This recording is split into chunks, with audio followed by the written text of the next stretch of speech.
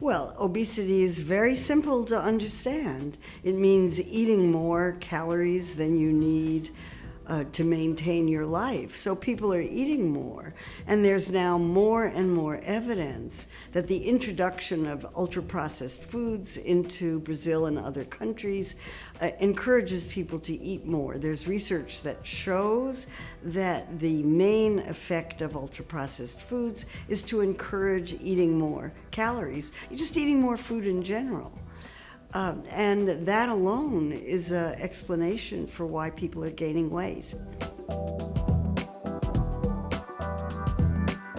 Well, if you look at the causes of obesity, as I said, the main one is eating too much, and usually eating too much of ultra-processed foods.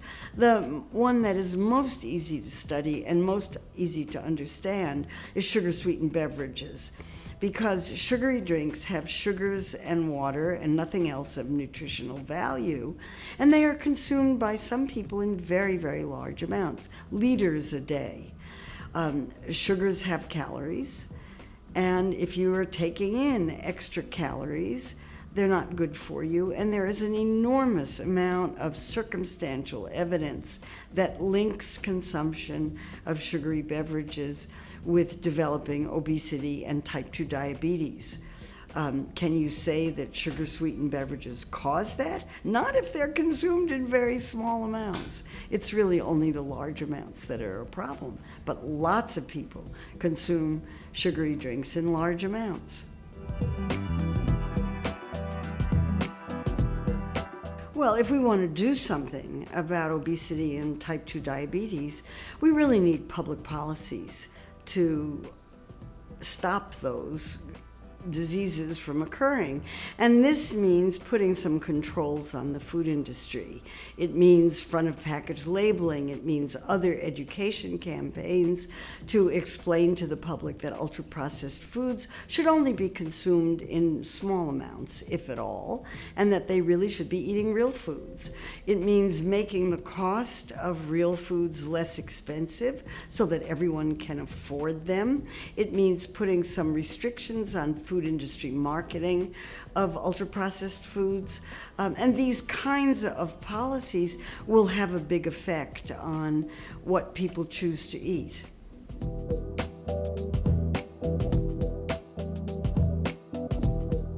Well, one way to look at trying to encourage people not to drink so much sugar-sweetened beverages is to tax them. That will raise the price. And there is good evidence that higher prices discourage consumption.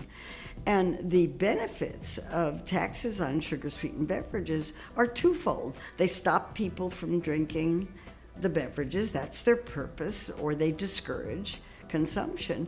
And then also, if the revenues can be used for public health purposes, and that's also, that could be very helpful. I think large food companies are worried about two kinds of regulations. First, they don't want taxes. And in the United States, they don't want taxes so much that they are willing to put hundreds of millions of dollars into fighting any tax initiative that comes up even in the smallest town, even tiny towns. Where not even that much soda is sold. If they're proposing a tax, the soda industry will spend many millions of dollars to try to defeat it. The other regulation that they really don't want is a restriction on marketing to children. The fight back against restrictions on marketing to children is so great that nobody in the United States has tried this for 40 years. 40 years ago, there was one attempt to put limits on marketing of junk foods to children, and the person who proposed it lost his job, and Congress passed a law that you could not ever stop the food industry from marketing to children. So that's the industry's line in the sand, because if they can't market to children, they won't make money. the food industry loves the little tiny guideline daily amounts that are on food packages because nobody understands them. They are completely incomprehensible to the general public. Nobody looks at them. Nobody pays attention to them. Warning labels are well documented to have an effect. There's much research that shows that the warning labels in Chile have been very well understood by children, by people who cannot read, and by the general public. Whereas these other things nobody understands at all. And there is now excellent research information that the triangle that has been suggested in Brazil is very well understood and much better understood than some of these other mechanisms. So it would be very helpful in explaining to people, even to children, what kinds of products should be avoided. Obviously, the industry is opposed to them because it doesn't want people to avoid their products. The industry's first responsibility is to sell its products. The food industry, like any other industry, has one purpose and one purpose only, and that is to sell more products. Food companies are not social service agencies, they're not public health agencies, and they shouldn't be looked at as such.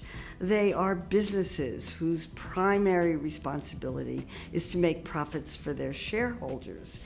And in order to protect that goal, they use what we call the tobacco industry playbook, which is a set of strategies that the tobacco industry used to try to deflect attention from the role of tobacco in causing lung cancer.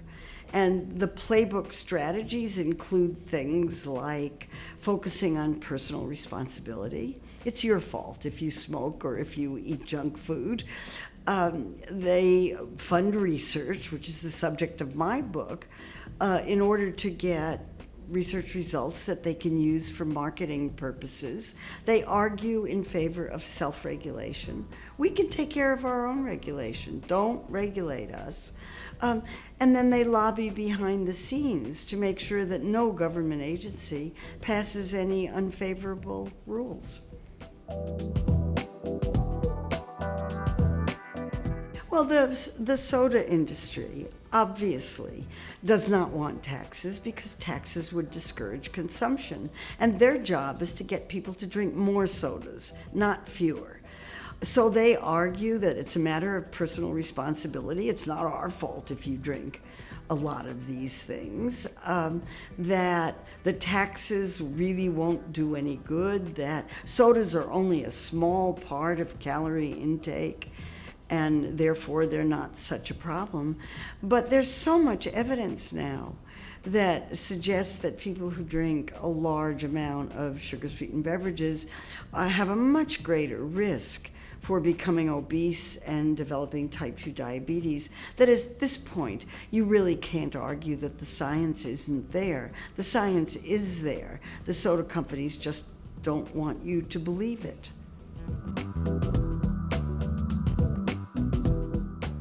I wanted to write about how the food industry finances research because there is so much evidence that research that is financed by a particular company comes out with exactly the results that that company would hope for. And the research on industry funding shows this for the tobacco industry, for the drug industry, for the chemical industry, and also for the food industry. That when Coca-Cola, for example, funds research studies, it funds studies that are designed to demonstrate that sugar-sweetened beverages have no effect on obesity or type 2 diabetes, that any research that suggests a connection between sugary drinks and health problems is so badly designed that you don't have to pay any attention to it, and that really physical activity is more important than what you eat in development of obesity. I think physical activity is very important, but when it comes to obesity, diet matters more.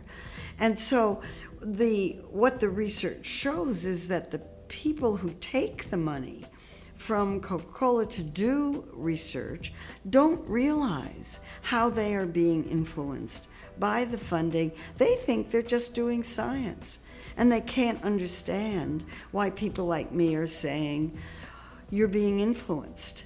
Look at your results. Your results are clear enough, and there's so much evidence that industry-funded research comes out with these kinds of results that nobody's even arguing about it anymore.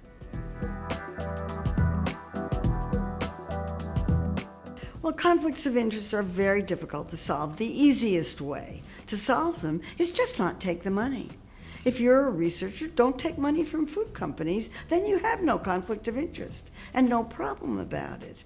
If you do take money from the food industry, you are putting yourself in a position where you may be influenced in ways that you're not conscious of. So you must take very, very careful steps to prevent the bias from being there. But if you do that, you won't produce the result. There's a good chance you won't produce the results that the company is paying for. So best, if you can, just don't take the money. It solves a lot of problems. So much of the research on conflicts of interest and the influence of industry funding has come from industries other than the food industry. It's come from the tobacco industry, the chemical industry. The chemical industry would include the makers of genetically modified foods and agrochemicals. And there, the research is very clear that these companies have attempted in every way possible to influence the outcome of research. There have been many, many studies of this influence, and also recent studies looking at email exchanges between the companies and the researchers, demonstrating that the companies are designing the studies, asking the research question, manipulating how the studies are conducted, how they're interpreted, and also refusing to publish the results of studies that come out with answers that they don't like. We're seeing the same kind of thing in food industry studies.